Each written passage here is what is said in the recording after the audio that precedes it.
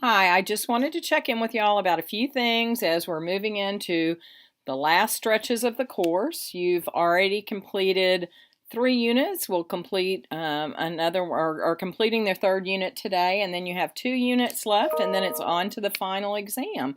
So we're really a lot of the way there in the course. I really enjoyed reviewing your poster projects over the weekend. I felt like I got good ideas, that you did an excellent job of providing each other with feedback, and in fact, I would say some of your comments are among the most detailed that I've read since I started teaching this course, your feedback to your peers, and that really pleased me a lot. And I thought you had excellent suggestions and give and take, and that was wonderful. A couple of things that I noticed as I was looking at those projects that I wanted to bring to your attention so that you'll consider them as you finish your BIP and as you can finish the other things you're doing in the course.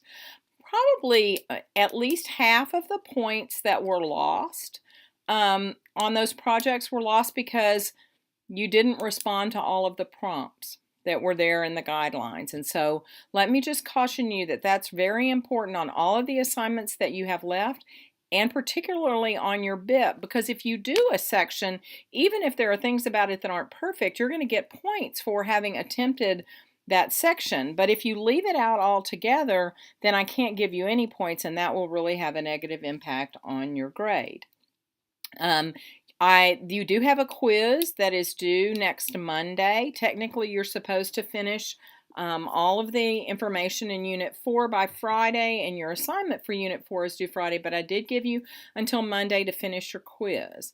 I would strongly suggest that you review the questions that I posted, those chapter questions, in preparation for that quiz, and please remember that this quiz is only on the material that we've covered since the last quiz, okay? Make sure you answer the bonus questions. I was very surprised that some of you didn't respond to the bonus questions on the first quiz, and all that can really do is add points to your score. It certainly can't hurt your score, so make sure that you do that.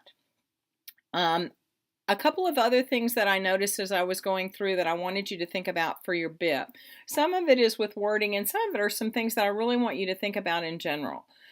One is that you need to avoid using the word bad to describe students' behaviors. And let me tell you why. A lot of times when we say that is a bad behavior, what children and parents and instructors hear is that that is a bad kid. And we don't ever want to describe a child as bad. Their behavior may be inappropriate, but try really hard to get away from use of that word bad, because it has some really negative connotations that we want to avoid in our work with children.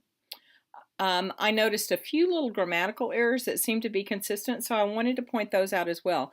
Many of you will say things like, we will have the children sit in their desk. There implies all the children. Desk implies one desk. We wouldn't want all the children to sit in a desk. Or we'll have the children raise their hand. They're not sharing a hand. So make sure that you're consistent with that sort of word usage. Very important, and certainly important for teachers. I wanted to let you know that while your BIPs are due next Friday, the 5th of August, a week from Friday, I have given you until the 7th, Sunday evening, to take your final. And I did want to remind you that at least half of the questions on your final will come from the previous 2 exams. Now, what I would tell you is don't go through and memorize like which letter was associated, or oh, that was the third answer choice. You don't want to do that. You want to know the content, because I may rearrange the order in which responses appear or something like that, but they will be very, very similar questions. And the reason that I do that is because I want you to go back, refresh on what you already know, and make sure that you learn accurately the information that you missed the first time around. I have to go to Washington, D.C. to a conference next week. As I mentioned in my announcements, I will be out Monday, Tuesday, and Wednesday.